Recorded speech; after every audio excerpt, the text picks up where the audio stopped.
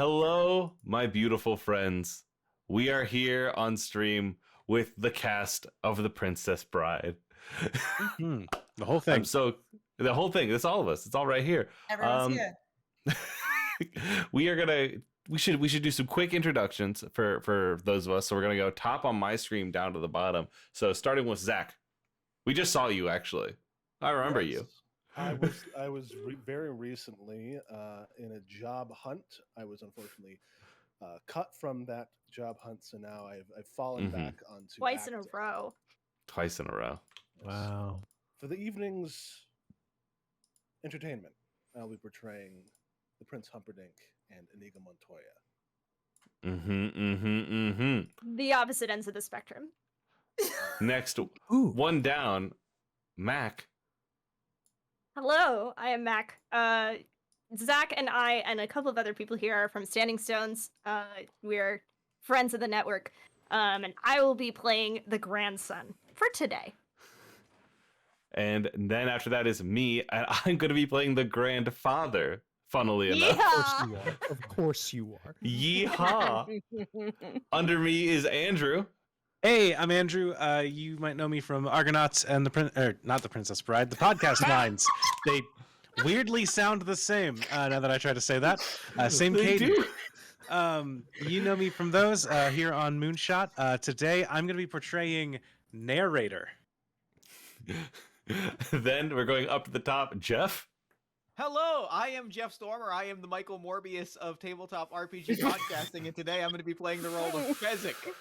Watch out, he's gonna morb. Under there, Morbid, in my favorite costume. guy. I'm always morbid. I need you to morb off the clock. Under Jeff, Vita. Hi, I'm Robin Wright. No, I'm not. I'm Vida. I was on season 2 of Riley Hopkins and Their Amazing Friends, and tonight I will be playing Princess Buttercup, and I thought everyone else was dressing up, but apparently not. Hey, just wait. Speak of the devil, what are they just waiting for? Because you're next. Well, they're waiting for me. My name is Max Newland. I am one of the newest members of the Moonshot Podcast Network. None of you have heard my podcast yet, but it will be coming out soon.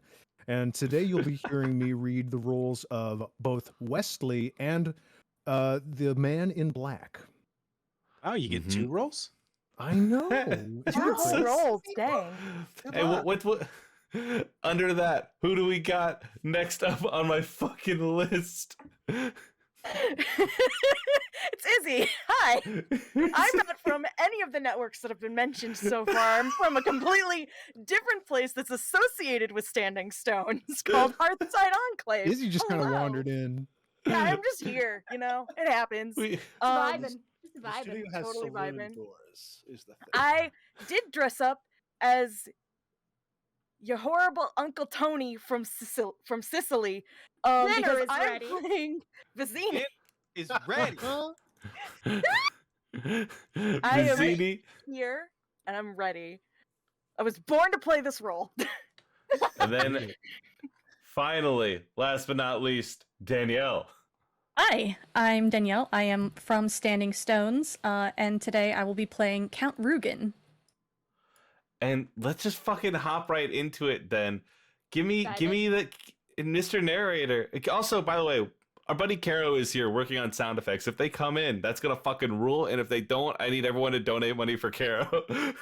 Yeah, Right. true. $5 every time there would have been a sound effect. True. Yeah. It's up to you to decide when it is. Caro's working so hard, and nobody can see but us.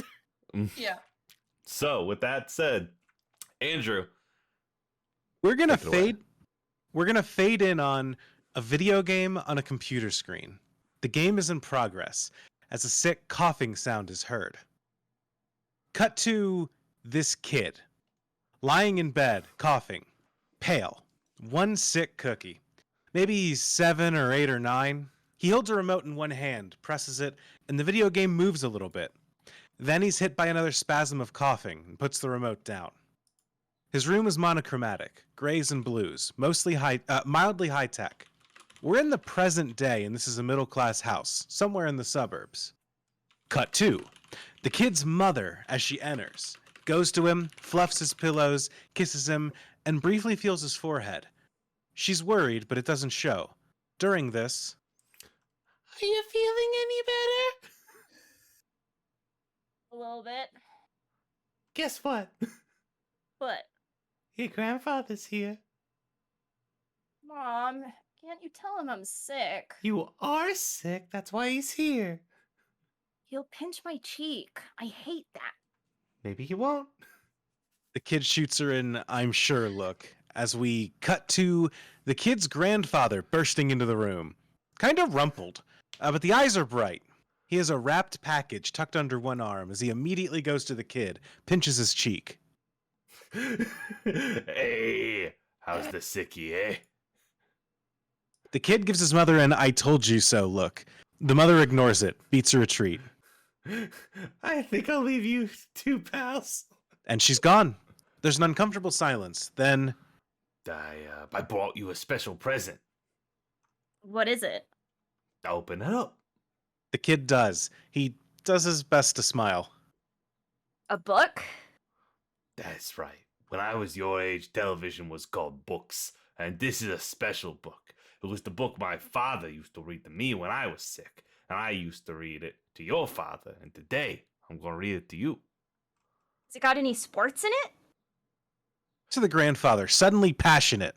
Are you kidding? Fencing, fighting, torture, revenge, giants and monsters, chases, escapes, true love, and miracles. Cut to the two of them as the grandfather sits in a chair by the bed. Doesn't sound too bad. I'll try and stay awake. Oh, well, thank you very much. It's very nice of you. Your vote of confidence is overwhelming. The Princess Bride by S. Morgenstern. Chapter 1. Chapter 1. I apologize. Chapter 1. Buttercup was raised on a small farm in the county of Florin. Dissolved to the story he's reading about, as the monochromatic look of the bedroom is replaced by the dazzling color of the English countryside. Her favorite pastimes were riding her horse and tormenting the farm boy that worked there. His name was Wesley. She never called him that. Isn't that a wonderful beginning? Yeah, it's really good. Nothing gave Buttercup as much pleasure as ordering Wesley around. Cut to Buttercup's farm, day. Buttercup is standing, holding the reins of her horse, while in the background, Wesley, in the stable doorway, looks at her. Buttercup's in her late teens, doesn't care much about clothes as she hates brushing her long hair, so she isn't as attractive as she might be, but she's still probably the most beautiful woman in the world. Farm boy, polish my horse's saddle. I want to see my face shining in it by morning. As you wish. Wesley's perhaps half a dozen years older than Buttercup, and maybe as handsome as she is beautiful. He gazes at her as she walks by. As you wish was all he ever said to her. Dissolved to Wesley outside, chopping wood. Buttercup drops 2 large buckets near him. Farm boy, fill these with water. Please. As you wish. She leaves, and his eyes stay on her. She stops, turns. He manages to look away now as her eyes stay on him. That day, she was amazed to discover that when he was saying, as you wish, what he meant was, I love you. Dissolved to Buttercup in the kitchen, dusk. Wesley enters with an armload of firewood. And even more amazing was the day she realized she truly loved him back. Farm boy, fetch me that pitcher. He gets it, hands it to her. They're standing very close to each other, gazing into each other's eyes. As you wish. Now he turns and moves outside. Dissolved to Wesley and Buttercup. Outside his tiny hovel in the red glow of sunset. They're locked in a passionate kiss. Hold it, hold it. Cut to the kids' room. What is this? Are you trying to trick me? This is sports. Is this a kissing book?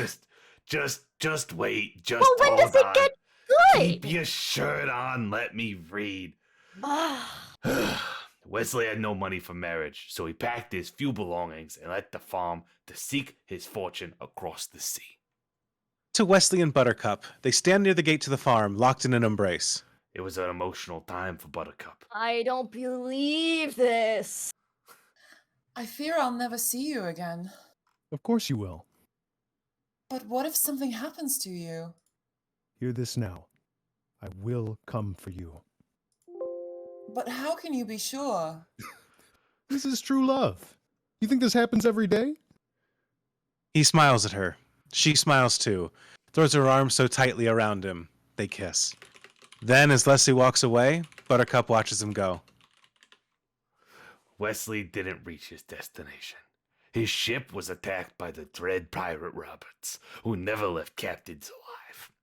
When Buttercup got the news that Wesley was murdered... Murdered by pirates is good. Cut to close up, Buttercup staring out the window of her room. She went into her room and shut the door, and for days she never slept nor ate. I will never love again.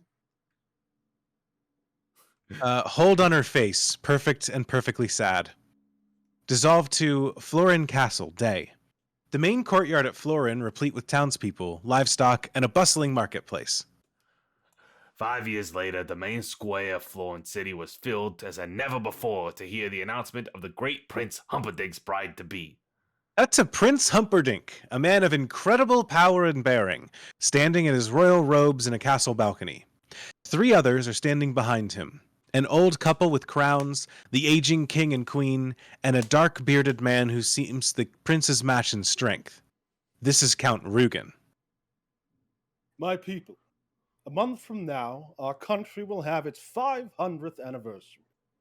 On that sundown, I shall marry a lady who was once a commoner like yourselves.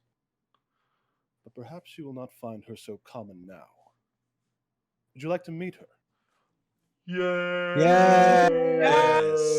What are they- The answering yes booms like summer thunder. Cut to a giant staircase leading to the crowd as a figure begins to become visible. Cut to the crowd as they see the figure. We haven't yet. And if there's such a thing as collective action, then this crowd collectively holds its breath. There is such a thing as collective action, just as a heads up. Cut to the staircase as the figure appears in the archway. It's Buttercup, and she's resplendent. My people, the Princess Buttercup. She descends the stairs and starts to move amongst the people. Cut to the crowd, and they do a very strange thing. With no instruction at all, they suddenly go to their knees. Great waves of people kneeling, and cut to Buttercup, terribly moved. She stands immobile among her subjects, blinking back tears. Hold on her beauty for a moment. Buttercup's emptiness consumed her. Although the law of the land gave Humperdinck the right to choose his bride, she did not love him.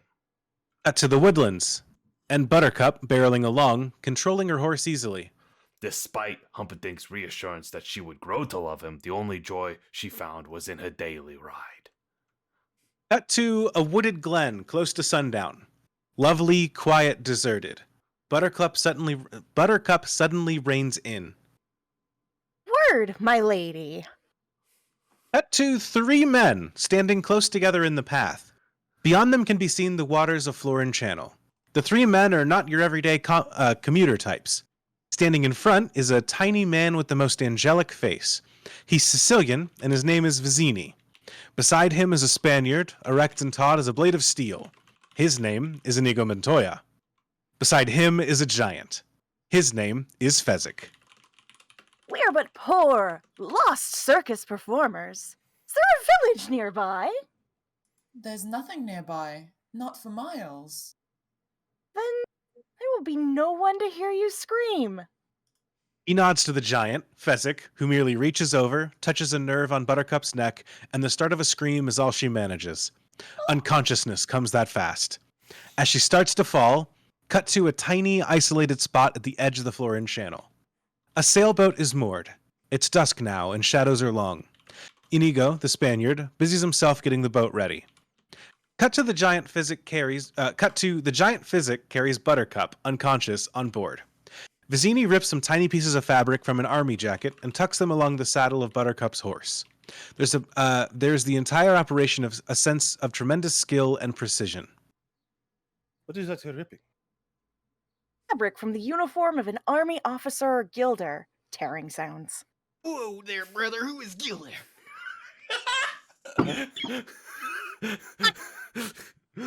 The country across the sea, the sworn enemy of Florin. Go! Horse takes off. They start for the boat. Once the horse reaches the castle, the fabric will make the prince suspect the Gildarians have abducted his love. When he finds our body dead on the Gildar frontier, his suspicions will be totally confirmed. What you never said about killing anybody yet? Vizzini hops into the boat. I've hired you to help me start a war. That's a prestigious line of work with a long and glorious tradition. I just don't think it's right killing an innocent girl. Am I going mad, or did the word think escape your lips? You were not hired for your brains, you hippopotamic landmass. I agree with Fezzik. Cut to a close-up of Vizzini in a fury. Oh, tis spoken. What happened, sir, is not truly your concern. I will kill her, and remember this. Never forget this. Cut to Inigo and Fezzik as Vizzini advances on them. Nothing shows on Inigo's face, but Fezzik is panicked by Vizzini. When I found you, you were so slobbering drunk you couldn't buy brandy. And you, friendless, brainless, helpless, hopeless. Do you want me to send you back to where you were, unemployed in Greenland? Vizzini glares at him, then turns and leaves them. During this, Inigo's gone closer to Fezzik, who's very distressed at the insults he's just received. As Inigo casts off, Let Vizzini, he can fuss. Fuss. I think he likes to scream at us. Probably he means no harm. He's really short on charm. Oh, you've got a great gift for rhyme. Yeah, some of the time. With that, as they sail off, we hear their voices as the boat recedes. Fezzik, are there rocks ahead? If there are, we'll all be dead. almost now. I mean it. Does anybody want to bean it?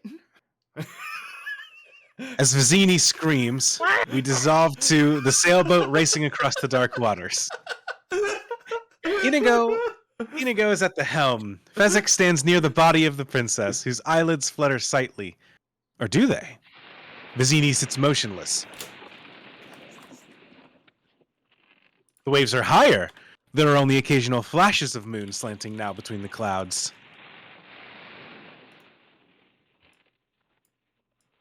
Oh, sorry, I was just like fist pumping for the sound effects. Same. We'll reach the Pour one cliffs out. by dawn. Inigo nods and glances back. Why are you doing that? Making sure no one's following us. That would be inconceivable. Despite what you think, you will be caught. And when you are, the prince will see you all hanged. Vizzini turns a cold eye on the princess. All the nuts on this boat, Highness. The one you should be worrying about is your own. Inigo keeps staring behind them. Stop doing that. We can all relax. It's almost over. You're sure nobody's following us? As I told you, it would be absolutely, totally, and in all other ways, inconceivable. No one in Gildor knows what we've done, and no one in Florin could have gotten here so fast. Out of curiosity, though, why do you ask? No reason. It's only I just happened to look behind us and something is there. What? And suddenly, the three whirl, stare back, and as they do, we cut to the darkness behind them. It's hard to see, the moon is behind clouds now, but the wind whistles, and the waves pound. And suddenly, it's all gone ominous. Inigo, Fezzik, and Vizzini are squinting back, trying desperately to see. At this moment, they're all holding their breaths. And we cut to the darkness behind them, where there's still nothing to see. It's still ominous. Only now, it's eerie, too. Then, the moon slips through, and Inigo was right. Something is very much there. A sailboat, black, with a great billowing sail. Black. It's a good distance behind them, but it's coming like hell, closing the gap. Cut to Inigo, Fezzik, and Vizzini staring at the other boat. Some fishermen out for a pleasure cruise at night through wheel-infested waters. And now as a sound comes from their boat, as they They turn as we cut to Buttercup, diving into the water and starting to swim away. Cut to the boat and Vizzini screaming. Get after her! I don't swim. These pythons only dog paddle. Cut to Buttercup, still close to the boat, switching from a crawl to a silent breaststroke. The wind dies, and as it does, something new is heard. A not too distant, high-pitched shrieking sound. Buttercup stops suddenly, treads water, and we cut to the boat. Do you know what that sound is, Highness? Those are the shrieking eels. If you doubt me, just wait. They always grow louder when they're about to feed on human flesh. Cut to Buttercup treading water, still not far from the boat. The shrieking sounds are getting louder and more terrifying. Buttercup stays silent. Cut to the boat. If you swim back now, I promise no harm will come to you. I doubt you will get such an offer from the eels. Cut to Buttercup, and she's a gutsy girl. The shrieking sound is louder still, but she doesn't make a sound. Behind her now, something dark and gigantic slithers past. She's scared, sure, petrified. Who wouldn't be? But she makes no reply. And now a shrieking eel is zeroed in on her. And now she sees it, a short distance away, circling, starting to close. And Buttercup is frozen, trying not to make a movement of any kind. And the eel slithers closer, closer. And Buttercup knows it's now. There's nothing she can do. It's over, all over. And now the eel opens its mouth wide, and it's never made such a noise. And its great jaws are about to clamp down. She doesn't get eaten by eels this time. And the second we hear him, cut to the sick kid's room. The kid looks the same, pale and weak, but maybe he's gripping the sheets a little too tightly with his hands. What? The eel doesn't get her. I'm explaining to you because you look nervous. Well, I wasn't nervous. Grandfather says nothing and just waits. Well, maybe I was a little bit concerned, but that's not the same thing. I can stop now if you want. No. You could read a little bit more if you want. He grips the sheets again as the grandfather picks up the book. Do you know what that sound is? Do you know what that sound is, Your Highness? Cut to Vizzini. We're back in the boat. The shrieking eels. We're past that, Grandpa. Cut to the sick kid's room. You read it already. Oh my goodness, I did. I'm sorry. I beg your pardon. All right. Cut to Let's Buttercup see. treading water. She was in the water. The eel was coming after her. She was frightened. The eel started to charge her, and then And we're back to where we last second we saw her. Buttercup frozen, the shrieking eel, jaws wide, about to clamp down, as we cut to a giant arm, pounding the eel unconscious in one move, then easily lifting up Buttercup. Pull back to reveal the boat and Fezzik, Buttercup being deposited on the boat. Down, just put her down. Cut to Inigo pointing behind them. I think he's getting closer. Vizzini concern tying of Buttercup's... Go ahead. It's no concern of ours. Sail on. I suppose you think you're brave, don't you? Only compared to some. Dissolved to the boat at dawn, being followed closely by the black sailboat, which we can see for the first time is being sailed by a man in black, and his boat almost seems to be flying. Look, he's right on top of us. I wonder if he's using the same wind we are using. Too late. See? The cliffs of insanity.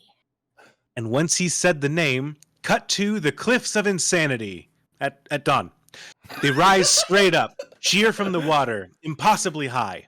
And we cut to the two sailboats in a wild race for the cliffs, and the man in black is closing faster than ever, but not fast enough. The lead was too great to overcome.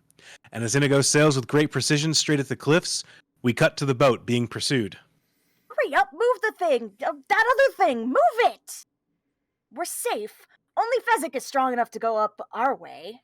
He'll have to sail around for hours till he finds a harbor. There's much activity going on, all of it swift, expert, economical. Fezzik reaches up along the cliff face, grabs a jutting rock, and reaches behind it. Suddenly, there's a thick rope in his hands. He drops back to the boat, gives the rope a freeing swing, and cut to the cliffs, where the rope goes all the way to the top. We cut to Inigo, hurrying to Fezzik. He straps a harness to him, then lifts Buttercup and Vizini in the harness. Finally, he himself gets in the harness. All three are strapped to Fezzik like papooses. And he starts to ascend the rope, carrying them all along with him as he goes. Cut to the man in black, sailing toward the cliffs of insanity, watching as Fezzik rises swiftly through the first moments of dawn. We cut to the top of the cliffs, looking down. Fezzik's group is only faintly visible far below. This is the first time we've gotten a real vertigo feeling, and it's a gasper. Cut to Fezzik climbing on. Buttercup is almost out of her mind with fear, and we cut to the entire length of the cliffs. Fezzik is moving right along. However high they are, he's already over a third of the way done. We cut to the man in black, leaping from his ship to the rope and starting to climb. He's impossibly far behind, but the way he goes, you'd think he didn't know that, because he's flying up the rope, hand over hand like lightning. Cut to Vizini and the others. He's climbing the rope, and he's gaining on us. Conceivable. He prods Fezzik, who nods and increases his pace.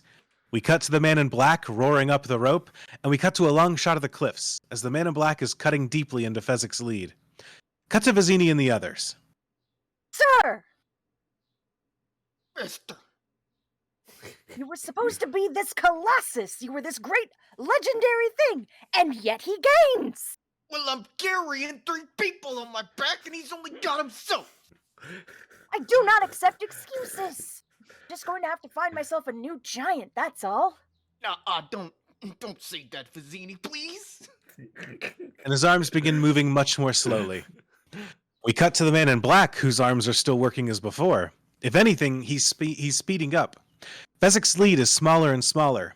We cut to the view from the top of the cliffs. Maybe 100 feet for Fezzik to go, maybe more. We cut to Vizzini and the others, and it's getting too close now. Clear that your job is at stake? We cut to the man in black, less than 100 feet behind them, and gaining. And we cut to the top of the cliff as Fezzik makes it.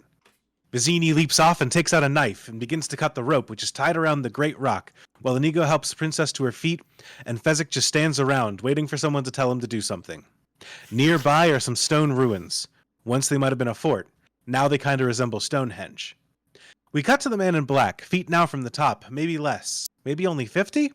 And his pace is dazzling as before, and cut to Vizzini cutting through the last of the rope, and cut to the rope slithering across the ground and out of sight toward the channel, like some great serpent at last going home. We cut to Fezzik, standing with Inigo and Buttercup by the cliff edge. He's got good arms. We cut to the man in black, hanging suspended hundreds of feet in the air, holding the jagged rocks, desperately trying to cling to life.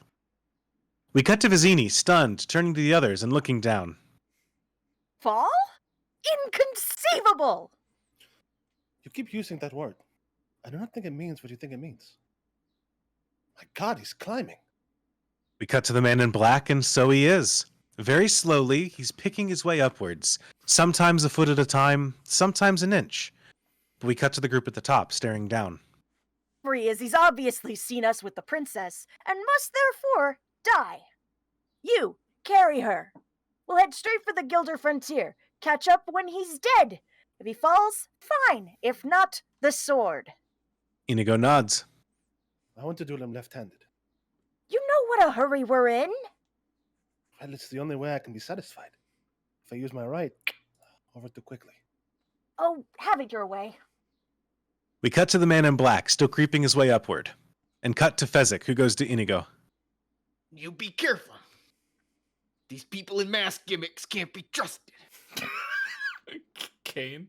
I'm waiting! Fezzik nods and hurries after Vizzini. We cut to Inigo. He watches them depart, then turns, peers down over the cliffs. He watches a moment, then paces, shaking his hands loose. He practices a few of his honed fencing skills. He's a taut and nervous fellow, and has never been one for waiting around. And we cut to the man in black, climbing on. He must be 6 inches closer to the top than we last saw him. Inigo's watching. We cut to Inigo walking away. Finally, he goes to the cliff edge and starts to talk. It's instant death if the man in black falls, but neither gives that possibility much credence. This is our two heroes meeting. They don't know it yet, but that's what it is. Hello there. The man in black glances up and kinda grunts. Slow going. Look, I don't mean to be rude, But this is not as easy as it looks, so I'd appreciate it if you wouldn't distract me. Sorry. Thank you. Inigo steps away, draws his sword, loosens up with a few perfect thrusts. Then he resheaths and looks eagerly over the edge again. I do not suppose you could speed things up?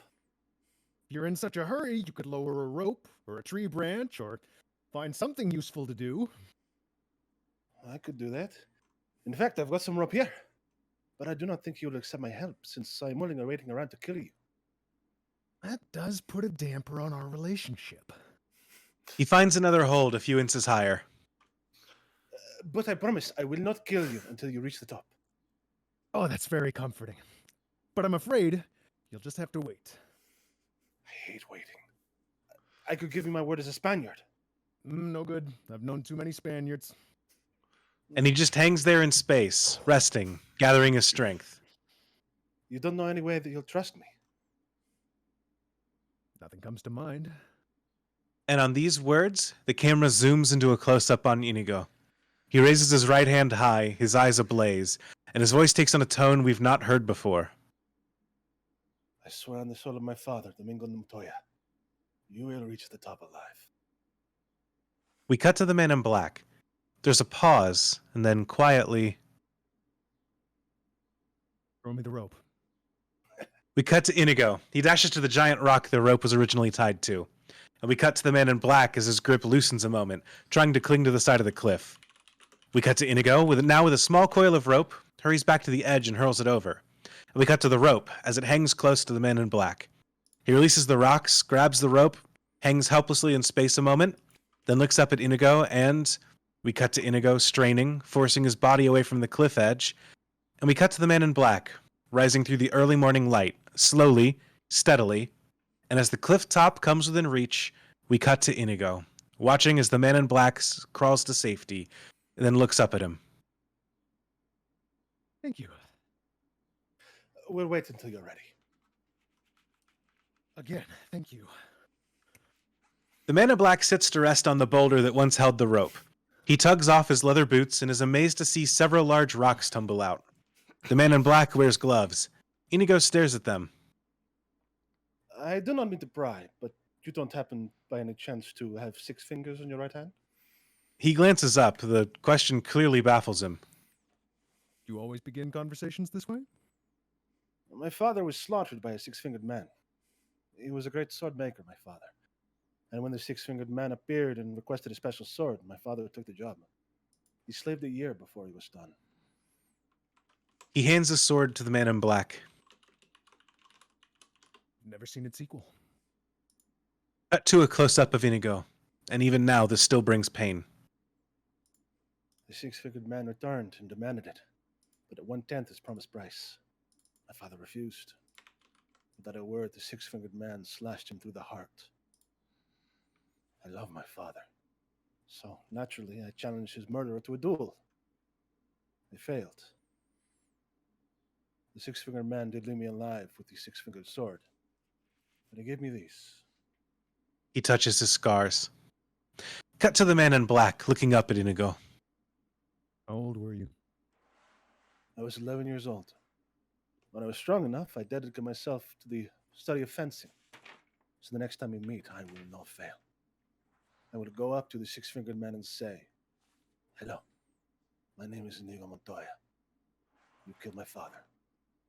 Prepare to die." And you've done nothing but study swordplay. More pursuit than study lately. You see, I cannot find him. It's been 20 years now. I am beginning to lose confidence. I just work for a facility to pay the bills. There's not a lot of money in the French. Well, certainly hope you find him someday. You are ready then? Whether I am or not, you've been more than fair. You seem a decent fellow. I hate to kill you. You seem a decent fellow. I hate to die. Begin! And on that word, we cut to the two of them. And what we're starting now is one of the 2 greatest sword fights in modern movies. The other one happens later on. And right from the beginning, it looks different because they aren't close to each other. None of the sword crossing on guard garbage. What we have here is two men, two athletes, and they look to be too far away to damage each other. But each time one makes even the tiniest feint, the other counters, and there's silence. And as they start to circle, we cut to the six-fingered sword, feinting here, feinting there, and we cut to the two men, finish teasing, as they begin to duel in earnest. Their swords cross, then again, and the sound comes so fast it's almost continual. Inigo presses on, and the man in black retreats up to the rocky incline. You're using Bedetti's defense against me, huh?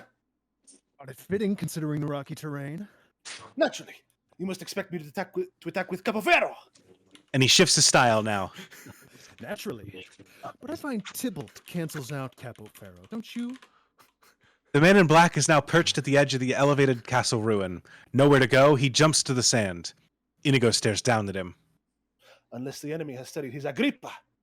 And now, with the grace of an Olympian, Inigo flies off the perch, somersaults clean over the man in black's head, and lands facing his opponent. Which I have. The two men are almost flying across the rocky terrain, never losing balance, never coming close to stumbling. The battle rages with incredible finesse, first one and then the other gaining the advantage. And by now it's clear that this isn't just two athletes going at it, it's a lot more than that. This is two legendary swashbucklers, and they're in their prime. It's Burt Lancaster in the Crimson Pirate battling Errol Flynn in the Robin Hood, and then, incredibly, the action begins going even faster than before as we cut to Inigo. And behind him now, drawing closer all the time, is the deadly edge of the Cliffs of Insanity. Inigo fights and ducks and feints and slashes, and it all works, but not for long, as gradually the man in back keeps the advantage, keeps forcing Inigo back, closer and closer to death. You are wonderful. Thank you. I've worked hard to become so. The cliff edge is very close now. Inigo's continually being forced toward it. I admit it. You are better than I am. Then why are you smiling? Inches from defeat, Inigo is, in fact, all smiles. Because I know something you don't know. And what is that? I am not left-handed. And he throws the six-fingered sword into his right hand, and immediately the tide of the battle begins to turn. Cut to the man in black, stunned, doing everything he can to keep Inigo by the cliff edge. But no use. Slowly at first, he begins to retreat. Now, faster, Inigo's in control, and the man in black is desperate. We cut to Inigo, and the six-figured sword is all but invisible now, as he increases his attack, then suddenly switches styles again. Cut to a rocky staircase, leading to a turret-shaped plateau. The man in black is retreating like mad up the steps, and he can't stop Inigo. Nothing can stop Inigo.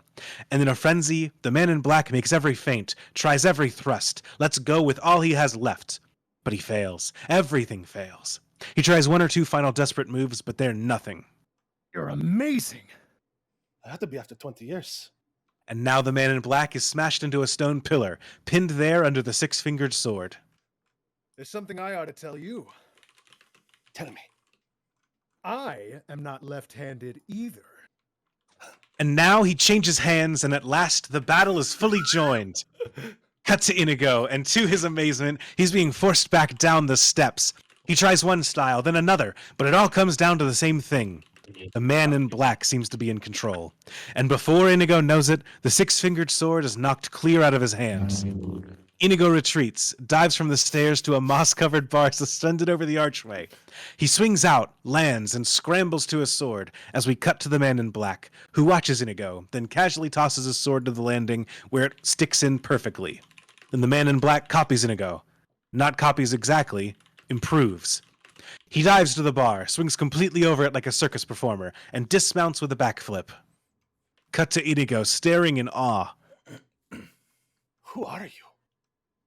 No one of consequence. I must know. Get used to disappointment. Okay. Cut to Inigo, moving like lightning, and he thrusts forward, slashes, darts back, all in almost a single movement, and cut to the man in black, dodging, blocking, and again he thrusts forward, faster even than before, and again he slashes, but cut to Inigo, and there's never a move anyone makes he doesn't remember, and this time he blocks the slash, slashes out himself with the six-fingered sword.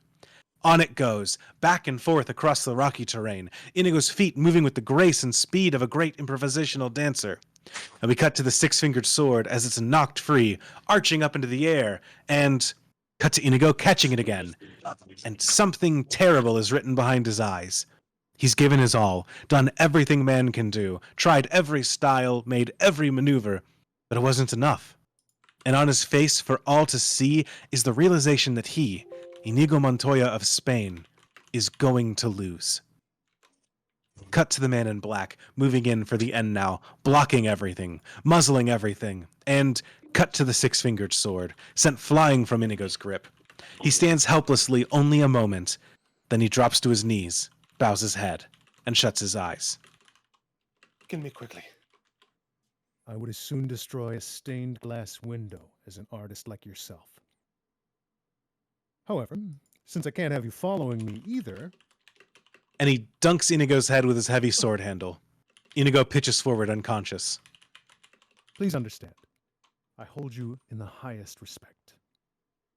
He grabs his scabbard and takes off after the princess, and we cut to a close-up of Vizzini. Conceivable! We pull back to reveal Vizzini, staring down from a narrow mountain path, as far below the man in black can be seen running. Fezzik, carrying the princess, stands alongside. It's a little later in the morning. Me. Catch up with us quickly. Ooh. Finish him! Finish him! Your way! Oh, good. My way. Thank you, Fistini. Wait, which way is my way? We cut to a couple of rocks. Nothing gigantic. Vizzini points to them. There's a large boulder nearby. Pick up one of the rocks, get behind the boulder, and in a few minutes the man in black will come running around the bend. The minute his head is in view, hit it with the rock! As Vizzini and Buttercup hurry away, My way is not very sportsmanlike. he grabs one of the rocks and plods behind the boulder, and we dissolve to the man in black, racing up the mountain trail. Ahead is a bend in the trail. He sees it, slows, and then he stops, listening. Satisfied by the silence, he starts forward again as he rounds the bend. A rock flies into frame, shattering into a boulder inches in front of him. Cut to Fezzik. He moves into the mountain path. He's picked up another rock and holds it lightly. I did that on purpose. I don't have to miss. I believe you. So what happens now? We face each other as God intended. Sportsmanlike. No tricks, no weapons, skill against skill alone, and the cream rises to the top. You mean you'll put down your rock, and I'll put down my sword, and we'll try to kill each other like civilized people. I mean, I could kill you now. He gets set to throw, but the man in black shakes his head, takes off his sword and scabbard, and begins to approach toward the giant. Frankly, I think the odds are slightly in your favor at hand fighting. It's not my fault being the biggest and the strongest. I don't even exercise. He flips the rock away. Cut to the mountain path and the two men. The man in black is not now and never has been a shrimp. But it's like he wasn't even there. Fezzik towers over him so much. There isn't a moment's pause, and then the man in black dives at Fezzik's chest, slams him several tremendous blows in the stomach, twists his arm severely, slips skillfully into a beautifully applied bear hug, and in general makes any number of terrific wrestling moves. Fezzik just stands there, kinda taking in the scenery. Finally, the man in black pushes himself away and stares up at the giant. Are you just fiddling around with me or what? Just want you to feel like you're doing well. I hate for people to die embarrassed. They get set to begin again. Then suddenly, we cut to Fezzik as he jumps forward with stunning speed for anyone his size and reaches for the man in black, who drops to his knees, spins loose, and slips between the giant's legs. Oh, you're quick. And a good thing, too. Why do you wear a mask? Are you burned by acid or something like that? Oh no, it's just that I think they're terribly comfortable. I think everyone will be wearing them in the future. As it can... Shit. Straw curls. I thought you were ad-libbing. On that, like, That seems really ominous and sort of like, I feel like you're casting bad vibe. As it considers this a moment and then attacks, if he moved quickly last time, this time he's blinding. And as the man in black slips down to avoid the charge, Fezzik moves right with him, only instead of twisting free and jumping to his feet, this time the man in black jumps for Physic's back, and in a moment he's riding him, and his arms have Physic's throat, locked across Physic's windpipe, one in front, one behind, and the man in black begins to squeeze, tighter. I just figured out why you give me so much trouble. Cut to Physic as he charges toward a huge rock that lines the path, and just as he reaches it, he spins his giant body so that the entire weight of the charge is taken by the man in black. Cut to the man in black, and his power of the charge is terrible, the pain enormous, but he clings his grip at Physic's windpipe. Why is that, do you think? Just haven't fought one person for so long. I've been specializing in groups, battling gangs for local charities, rumble matches, that sort of thing. We cut to another huge rock on the other side of the path. Again, Physic charges, slower this time, but still a charge. And again he spins and creams the man in black against the rough boulder. Cut to the man in black, and the punishment is terrible, and for a moment it seems as if he's going to let go of Physic's windpipe and crumble, but he doesn't. He holds on. And why should that make such a difference? Well, you see, when you use different moves when you're fighting half a dozen people is when you only have to be worried about the one. Again, Physic slams the man in black against a boulder, only this time his power's diminished, and Physic starts to slowly collapse. We cut to Physic, and there isn't much breath coming. And we cut to the man in black, holding his grip as Physic tries to stand. Halfway makes it, but there's no air. Back to his knees he falls, holds there for a moment, and pitches down to all fours. The man in black increases the pressure. Physic tries to crawl, but there's just no air. No air. Physic goes to earth and lies still. And we cut to Physic as the man in black turns him over, puts his ear to Physic's heart. It beats. The man in black stands. I don't envy you the headache you'll have when you wake. But in the meantime, rest well and dream of large women. And he nimbly scoops up his sword with his foot, catches it, and as he dashes off along the mountain path, we cut to Prince Humperdinck as he slips his boot into a footprint in the sand. Count Rugen, mounted, watches. Behind him, half a dozen armed warriors, also mounted. A great white horse waits riderless in front. Humperdinck is all over the rocky ground, and maybe he isn't the best hunter in the world. Then again, maybe he is, because as he begins to put his feet into strange positions, we realize that what he's doing is mimicking the fencers. There was a mighty duel arranged all over. They were both masters. Who won? How did it end? The loser ran off alone. The winner followed those footprints toward Gilder. Shall we track them both? The loser is nothing. Only the princess matters. Clearly, this was all planned by warriors of Gilder. We must be ready for whatever lies ahead. Could this be a trap? I always think everything could be a trap, which is why I'm still alive. And he gallops off. We cut to the men in black, cresting the peak of the mountain. We cut to a close-up on the knife pointed at a throat. We pull back to reveal Vizzini, munching on an apple, holding the knife to Buttercup's throat. She's blindfolded. A picnic spread is laid out. A tablecloth, 2 goblets, and between them a small leather wine container. And some cheese and a couple of apples. The picnic is set on a lovely spot, high on the edge of a mountain path with a view all the way back to the sea. The man in black comes running around the path, sees Vizzini, slows. The 2 men study each other, then... Oh, it is down to you, and it is down to me. The man in black nods and comes nearer. If you wish her dead, by all means, keep moving forward. And he pushes his long knife harder against Buttercup's unprotected throat. Let me explain. There's nothing to explain. You're trying to kidnap what I've rightfully stolen. Perhaps an arrangement can be reached. There will be no arrangement. And you're killing her. We cut to Buttercup's throat as Vizzini jabs with his long knife. Buttercup gasps against the pain. We cut to the man in black, stopping fast. But if there can be no arrangement, then we are at an impasse. Oh, can't compete with you physically, and you're no match for my brains. You're that smart. Let me put it this way. Have you ever heard of Plato, Aristotle, Socrates? Yes. Morons. Really? In that case, I challenge you to a battle of wits. For the princess? Man in Black nods. To the death? Another nod. I accept. Good. Pour the wine. As Vizzini fills the goblets with the dark red liquid, the man in black pulls a small packet from his clothing, handing it to Vizzini. Inhale this, but do not touch. I smell nothing.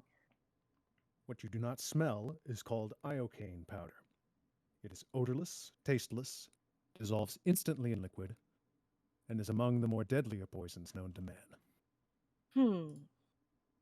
We cut to Vizzini, watching excitedly as the man in black takes the goblets, turns his back. A moment later, he turns again, faces Vizzini, and drops the iocane packet. It's now empty. The man in black rotates the goblets in a little shell game maneuver, then puts one glass in front of Vizzini and the other in front of himself. All right. Where's the poison? The battle of wits has begun. It ends when you decide, and we both drink, and find out who is right and who is dead.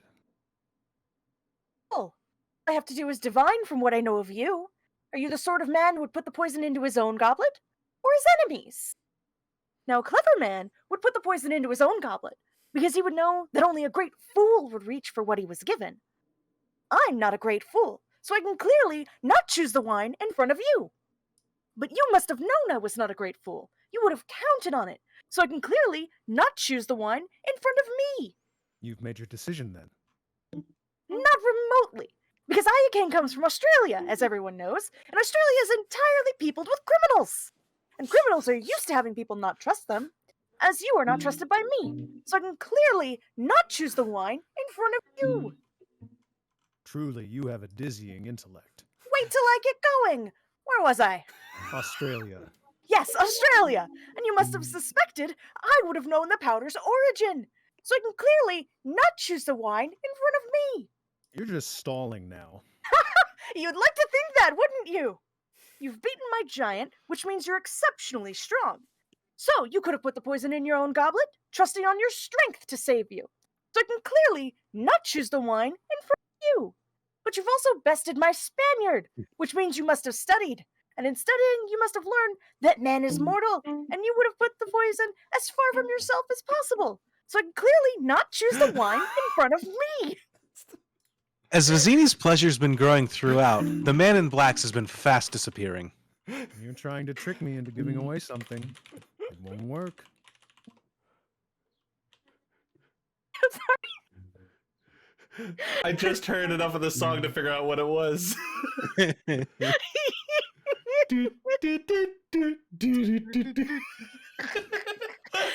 make your choice. Sorry, I didn't get to read my line before that one. I'm sorry. Oh, sorry. I was laughing ahead, go too ahead. hard at the music. Good, great, perfect. It has worked. You've given everything away. I know where the poison is. Then make your choice. I will, and I choose. He suddenly stops and points at something behind the man in black. What in the world can that be? Cut to the man in black, turning around and looking. What? Where? I don't see anything. Cut to Vizzini, busy switching the goblets while the man in black has his head turned. Oh, well, I could have sworn I saw something. No matter. The man in black turns to face him again. Vizzini starts to laugh. What's so funny? I'll tell you in a minute. First, let's drink. Me from my glass, and you from yours. He picks up his goblet. The man in black picks up the one in front of him, and they both start to drink. Vizzini hesitates a moment. Then, allowing the man in black to drink first, he swallows his wine. Dinner's ready. You guessed wrong. You guessed wrong. That's so funny. I switched glasses when your back was turned. You fool. Cut to the man in black. There's nothing he can say. He just sits there. It's cut to Vizzini, watching him. I fell victim to one of the classic blunders. The most famous is never get involved in a land war in Asia. But only slightly less well known is this. never go in against a Sicilian when death is on the line. He laughs and roars and cackles and whoops, and is in all ways quite cheery until he falls over dead. We cut to the man in black, stepping past the corpse, taking the blindfold and bindings off Buttercup, who notices Vizzini laying dead. The man in black pulls her to her feet. Who are you? I am no one to be trifled with. And that is all you ever need know. He starts to lead her off to the mountain path into untraveled terrain. To think, all that time, it was your cup that was poisoned. They were both poisoned. I spent the last few years building up an immunity to iocane powder. And with that, he takes off, dragging her behind him. Cut to a mountain path. It's where Fezzik fought the man in black. Camera pulls back to reveal the prince, kneeling, inspecting every grain of misplaced sand. The others wait behind him. Someone has beaten a giant. There will be great suffering in Gilder if she dies. He leaps onto his horse and they charge off. We cut to a wild stretch of terrain. The man in black comes running into view, still dragging Buttercup, who sometimes stumbles, but he keeps forcing her along. Finally, when she's close to exhaustion, he lets go of her. Catch your breath. If you'll release me, whatever you ask for ransom, you'll get it. I promise you. And what is that worth? The promise of a woman? You're very funny, Highness. I was giving you a chance. No matter where you take me, there's no greater hunter than Prince Humperdinck. He could track a falcon on a cloudy day. He can find you. You think your dearest love will save you? I never said he was my dearest love. And yes, he will save me. That I know. You admit to me that you do not love your fiancé? He knows I do not love him. Are not capable of love is what you mean. I have loved more deeply than a killer like yourself could ever dream. And the man in black cocks back a fist. Buttercup flinches, but does not retreat. That was a warning, Highness. The next time, my hand flies on its own. For where I come from, there are penalties when a woman lies. Riley, we cut in here or no? No, let's keep going. All right. Let's keep going. We're closing in. If we can get to the fire swamps, that's our natural cut point. Sounds good. We cut to Vizzini's body. The picnic is spread as before. Camera pulls back to reveal the prince kneeling by the body as the others ride up. The prince grabs the empty poison packet, hands it to Rugen after first sniffing it himself. Arcane. I'd bet my life on it. And there are the princess's footprints. She is alive, or was an hour ago. If she is otherwise when I find her, I shall be very put out. And he vaults onto his horse, and they all charge off. Cut to Buttercup, being spun into camera view, falling heavily as the man in black releases her. We're at the edge of an almost sheer ravine. The drop is sharp and severe. Below, the ravine floor is flat, but getting there would not be half the fun. Rest, Highness. I know who you are. Your cruelty reveals everything. The man in black says nothing. You're the dread pirate Roberts. Admit it. With pride. What can I do for you? You can die slowly, cut into 1,000 pieces. Hardly complimentary, Your Highness. Why loose your venom on me? Close up on Buttercup, quietly now. You killed my love. Cut to the man in black, watching her closely. Possible. I kill a lot of people. Who was this love of yours? Another prince? Like this one, ugly, rich, and scabby? No, a farm boy. Poor. Poor and perfect, with eyes like the sea after a storm. Cut to Buttercup, and probably if she did not hate Roberts so, there would be tears. On the high seas, your ship attacked, and the dread pirate Roberts never takes prisoners. I can't afford to make exceptions. Once word leaks out that a pirate's gone soft, people begin to disobey you, and then it's nothing but work, work, work all the time. You mock my pain! Life is pain, Highness. Anyone who says differently is selling something. I remember this farm boy of yours, I think. This would be, what, 5 years ago? Buttercup nods. Does it bother you to hear? Nothing you can say will upset me. He died well. That should please you. No bribe attempts or blubbering. He simply said, please. Please, I need to live. It was the please that caught my memory. I asked him what was so important for him. True love, he replied. And then he spoke of a girl of surpassing beauty and faithfulness. I can only assume he meant you. You should bless me for destroying him before he found out what you really are. And what am I?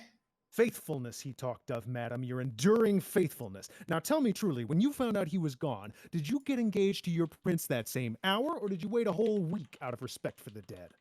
You mocked me once, never do it again. I died that day. Man in Black is about to reply as they stand there on the edge of the sheer ravine. But then something catches his attention, and he stares at it briefly. Cut to his point of view, as the dust cloud caused by Humperdinck's horses is rising into the sky. And we cut to Buttercup, and while his attention is on the dust cloud rising high, she pushes him with all the strength she has. You can die too, for all I care. We cut to the man in black, teetering on the ravine edge for a moment. Then he begins to fall. Down goes the man in black. Down, down, rolling, spinning, crashing always down toward the flat rock floor of the ravine.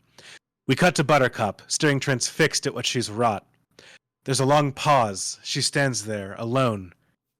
And from far below, the words come to her, drifting on the wind.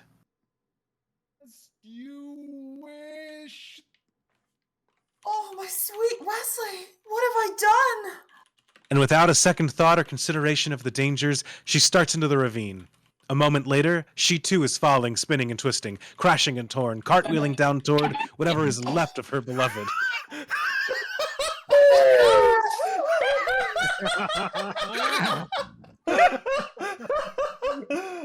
Oh, God. That should be our cut for the evening, I think. Just in interest of time. It's perfect. Yes, that's, Incredible, everyone. I've never been happier to hear a sound effect in my life. That was good. That was good. That was good. Oh, thank you to the entire cast that came out here today. This has been fucking fantastic. We are at a good midway point. I will mark down exactly where, so that way we can get back here to tomorrow to finish this bad boy up. Thank you so much. Listen, I'm telling you right now, Standing Stones are some of my favorite motherfuckers to work with. So thank you all for coming out. This show rules so fucking hard. I love doing table reads. Table This has been read's great. good. Table read's good. Great. This was Yep, great, and now I'm gonna rest my throat for a little while because it turned out. When I That was realized, the easiest impression on the box. when I That's realized it Macho. was Macho Man, I fucking. It's I was like, Macho Man. I can't do. I was like, I'm not gonna be able to do Andre's accent, right? I was like, Andre Giant has such a specific. I was like, what's a funny thing? I was like, what if they cast Randy Savage instead? I was like, what if they cast Macho Man instead? And he just did all of his lines. I was God. tempted to figure out something funny to do with Inigo, but I figured it was funnier to just do him completely straight next to Macho. You do just. You were and you can fantastic. just You do were it. Good. Oh, Good great point, Indigo Hugo. is a thing. So Your Chris Sarandon impression was impeccable. Impeccable, truly impeccable. We'll tune in tomorrow for some more of it. It's gonna be. I just had to great. come into this with the most manic energy I could for Vizzini. Also, You can I were just great, can I Zeke. just put one thing out into the universe? Yeah. How did they manage to make all of the scenes with grandfather and child also read exactly like a Columbo script? It's just, they just let Peter don't Falk on know. set, and he just did whatever he Like fucking at wanted every to. moment, I'm just waiting for him to be like, but also I know One that you more killed thing. your parents. You're going to jail. Incredible. Also, I do have to say, our Wesley and Buttercup were fantastic. Yes. Yeah, they fucking Wow. were. Fucking great. Fucking killing it. Their scene together at the Brilliant. very end, absolutely Incredible no man promote in for- black. Yes. Well done.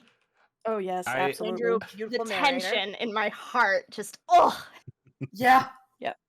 I realized that, like, Andrew, you had to read so fucking much. Great Yeah. job. Yeah, great you- job, That's Andrew. not easy. It's a very voiceful script. Yeah, Yes. I'm surprised at how much is written in the margins here. I like this. it's because it's all script directions, right? It's all shooting directions, so none of it actually gets Sure, said out that's loud. Yep. Danielle, you're right. also good, even though you only spoke Yeah. a few lines. Yes. Everyone was so good.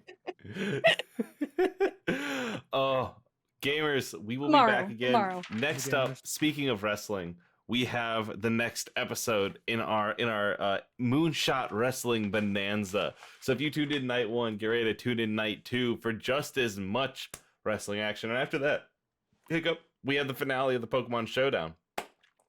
So fucking stay here, stay partying. We've unlocked Inscription at the 500. I think at $500 more, you unlock a restart in case you die. Because I might have mentioned this about Inscription. If you die in the game, then I'll see you at Die Extra in real Life. Legitimately, the stream will end if you lose both candles. So $500 gets you a restart. So keep that in mind. Donate if you'd like to see more of it. Maybe you beef it right away. But I'm gonna get some the rumbling boys in here. Thank you all, and ta-ta for now. Am I That's all right? for now. Catch y'all tomorrow. Now. TCFN. Bye. Bye.